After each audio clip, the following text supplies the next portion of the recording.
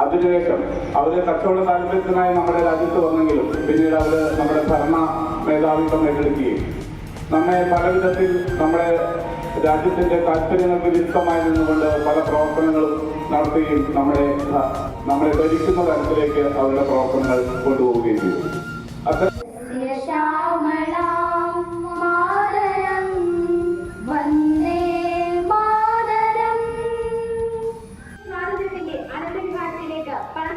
സുവർണ്ണ ദിനമാണ് 1947 ഓഗസ്റ്റ് 15.